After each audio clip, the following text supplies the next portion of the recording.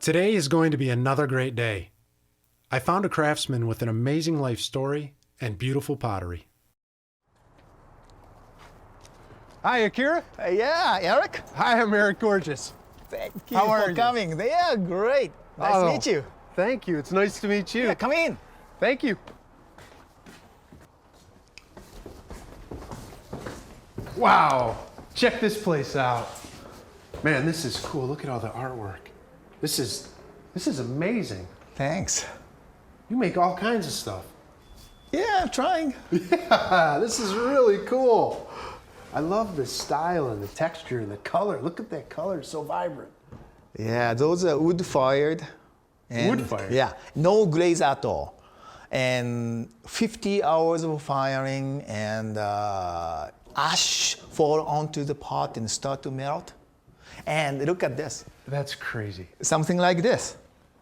It's all ash. That's from ash? Yeah. That's no glaze? Yeah, I have no control of it. Wow. Talk about random. I can't believe 50 hours of firing. Yeah. How many, do you fire multiple pieces at one time? Yeah, usually, several hundred pieces. Several hundred yeah, pieces? it's a large one. And I like to show you my wood firing kiln later. Oh, I yeah, can't if wait. you want, you can go in. Yeah. Yeah. Well, I don't know if I'll go in, but I definitely want to check it out. It's not hot yet. Yeah. Well, I'd hope not. Show me some of your pieces. What are you known for? Well, people really likes my teapot. That's beautiful. Thanks. And these are functional pieces. I make a lot of functional pieces like cups and teapot and dishes and that Can I kind of see stuff. it? Yeah, sure. What is this, a clay or ceramic, or is that one and the same? Well, this is stoneware. Body of clay is stoneware, and outside the surface is porcelain white slip. And I make my own clay. Oh, you do? Yeah. And this type of clay, the one you saw like this, this is in Japan, it's a village called Shigaraki. They are famous for beautiful clay. And I try to make very similar to that clay, Shigaraki. And, I mix up all kind of stuff. Oh, Yeah. So you Yeah. sort of come up with your own. Right, like probably 8 different ingredients in this. And I have a big pug mill and I mix my own. Now, how many different kinds of clay do you work with? Well, if it's you talk about a little bit of differences, probably easily I work with like 12 different clay. 12? Yeah, yeah, and I'm keep changing it. You do? Yeah, that's the best thing about being potter. Every firing, I need to do something completely, at least some part of it's completely new. Otherwise, I don't move on to next step. Right. Yeah.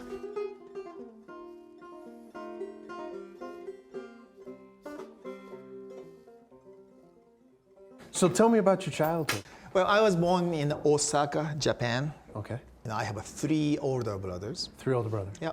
My father was a painter, Okay. oil painter. Okay. And my grandmother was sumie, Japanese style, like ink. Oh, yeah. Okay. So, I was growing up in, artist family. And of course, my brother was a big influence of music. Right. And, I was really into playing music. I suddenly fall in love with the sound of banjo, and I didn't know where to buy it. So me and my brother looked at the photo of banjo, and we made our own. You made a banjo? Yeah. Really? Yeah, and sounded terrible. Yeah. Yeah. How popular is the banjo in Japan? Yeah, it's still very difficult being a musician playing banjo in Japan to make a living. But so I thought photography. I always like the visual art. So Sure. I went to photograph school. Then after I moved to this country, I went to New York. And I was like 23, 24. And immediately, okay, I have to look for the space to live. Really? Yeah, and I lived there for, 27 years. You stayed there that long? Yeah. I was going to continue, a career as a photographer, but it doesn't have a job immediately. So I took out my banjo and go to Washington Square Park and playing music. Yeah. I met these guys and started playing, and I, doing studio session gig and all kind of different kind of live performance. I completely forgot about photography. You did? Yeah, I did. I didn't do any. I just stayed on music. You went back to your first love. Right. Then after a few years of doing that, I start to produce music, and I started have a own record company. Oh, really? Yeah, and record company still exists. I sold it to other company. How did you find your way into pottery eventually? I was so stressed. And having own record company and all that kind of stress is like building up, and I couldn't sleep at all. And every night, 3 or 4 o'clock in the morning, in the bed, I'm sitting on the bed and I can't sleep from stress. And I said to my wife, I'm going to kill myself like this. I got to do something. Maybe yoga, maybe meditation, maybe religion. I said, no, none of those for me. How about the pottery? And I'm going to take some pottery class. That sounds like very meditative and fun. Okay. Yeah. At 42. 42. And the first night, I said, this is it. That's it. I think I'm going to do this for my life. You fell in love with it that fast? Yeah. And up to that point, were you drawn to it in any way when you were younger? Did you appreciate it and know anything about it? Yes. My father was an artist, so beside his painting, he had a small gas kiln. Oh, okay. And we had all kind of pottery tools home. But I was, playing music like this. Yeah. I didn't pay any attention to what my father was doing. So did that happen very quickly, or just gradually over time, where the pottery started to take up more and more of your time? Well, yeah. When big change happened was when I moved to Asheville. Okay. From New York. We were living in Brooklyn, New York. And I couldn't take that kind of, I'm getting a middle age and doing more and more of pottery. And I wanted to have a space and, kiln and that kind of stuff. Right. Let's talk about your legacy for a minute. Okay. What does that word mean to you? I don't know. That's... I'm driven by history over tradition. No, I think that's fantastic. Thanks. And I like the correlation, the overlap that you have between your music and between your pottery. Do you think you could play a song for me? Show me a little banjo? Sure. Yeah? Yeah. I don't know if you know this or not, but I play a pretty mean E chord. E chord is soulful chords, though. Well, it's the only one I know right now. It's a song I wrote a while ago.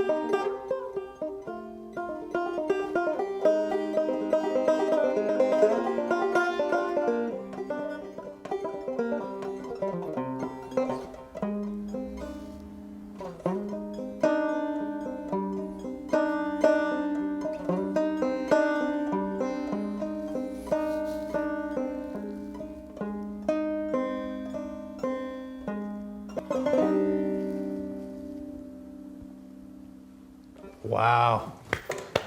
That was wonderful, man. I had to warm up. It's not. Oh yeah, you hadn't warmed up yet? That was beautiful. Oh, thank you. Thank you for playing that. Let's come over to my studio Yeah. and let's make something. Yeah, I'm dying to make something, especially now that I'm enjoying some tea. So let's, maybe we can try to make one of those cool little teapots or something. Well, you're ambitious, but Oh, let's I'm very do it. ambitious. Yeah, let's make it happen, man. Yeah. All right, cool.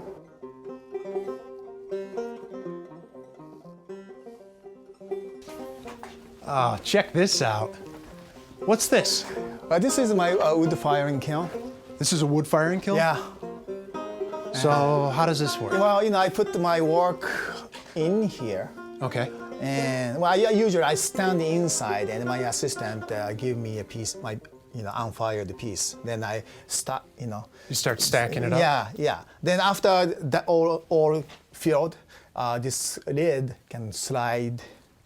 Oh yeah, yeah. I see yeah. it's on a dolly, so it slides forward and then collapses. Yeah, and the wood going, I put the firewood here. Okay. Then go like that. Then close. Then every 15 minutes or so, open it and Wow.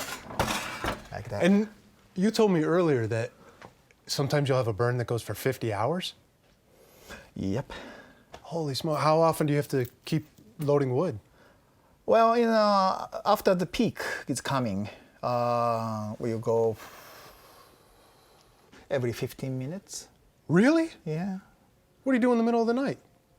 Well, my assistant's gonna take over the, like 9 hours or so, and I can have a nice, great sleep. So today is a special day. I'm gonna open the kiln. First time? Yeah.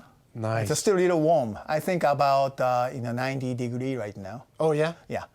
Can I help you? Yeah. Sweet. Yeah. Would you? I'm gonna take this out.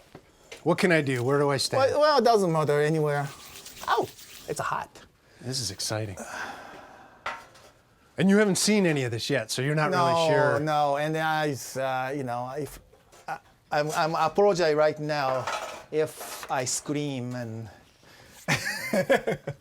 All right. It'll be great. Are you ready? Absolutely. Just, grab here and Yep. slowly, like that.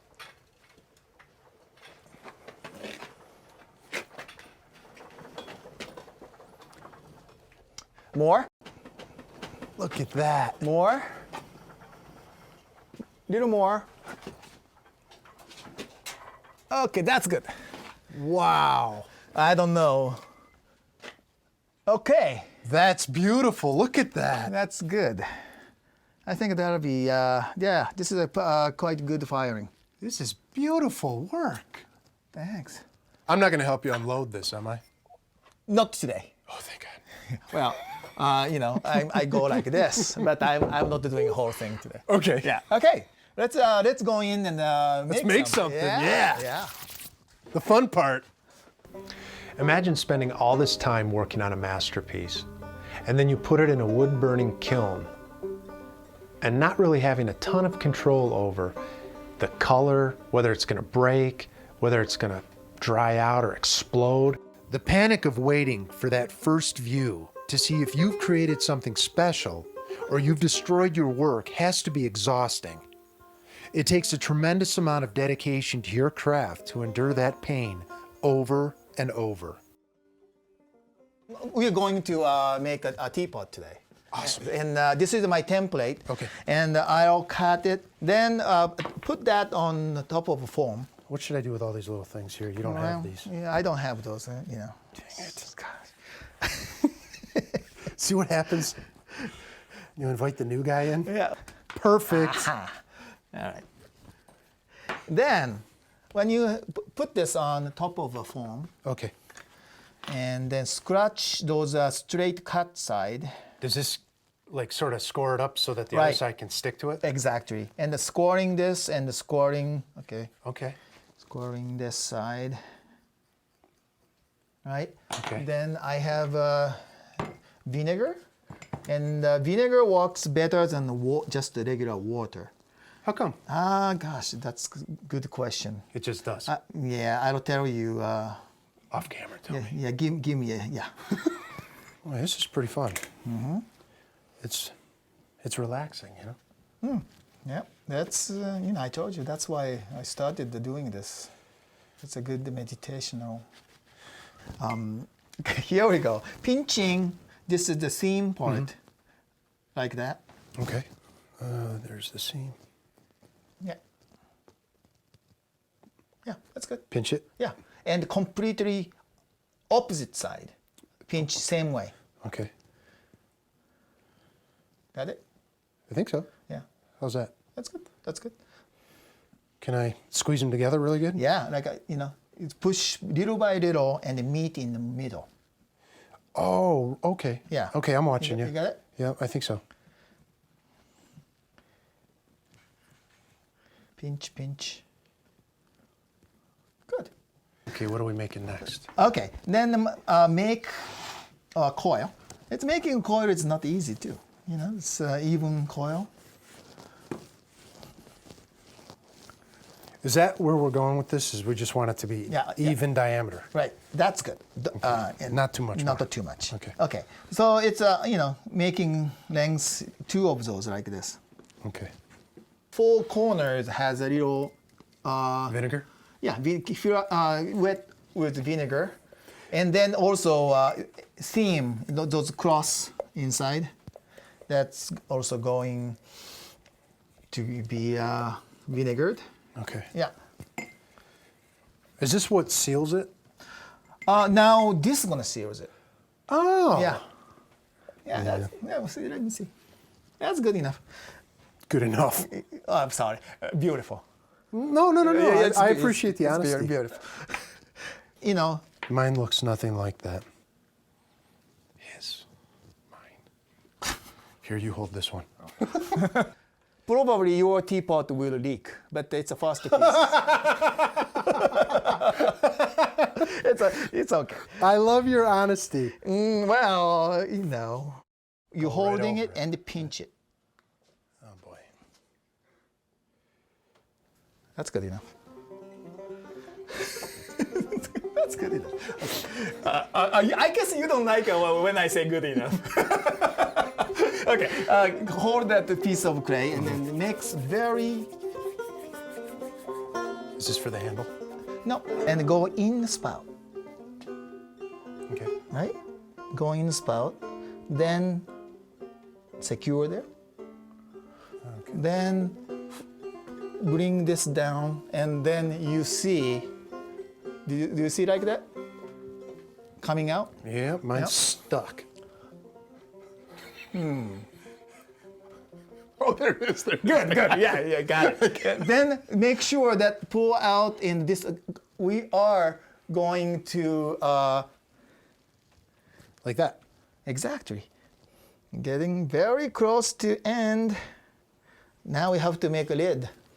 Yeah, I broke it. And the lid is not that difficult. How many of these do you think you've made? I don't know. I don't want to think about. I mean, hundreds or thousands? Or? Probably 1,000. Really? Yeah.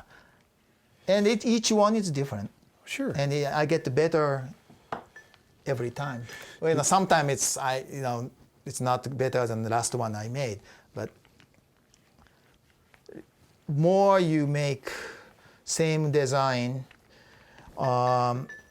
you somehow get better and keep changing, and that is, I think, a craft is different from art. People ask me pretty often, are you artist or craftsman? I'm glad you brought that up. Yeah, because so often people ask me that question. And? And yes, I'm artist and I'm craftsman same time. Yeah? Yeah. Something like this, I'm making many of these. And getting better and better at it.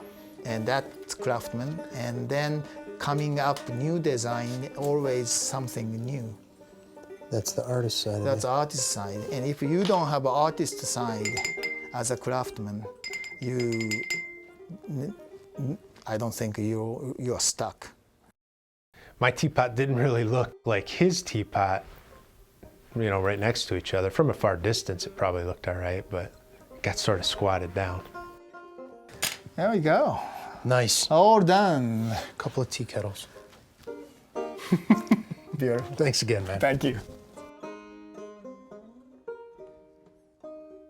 Working with Akira was an extraordinary experience.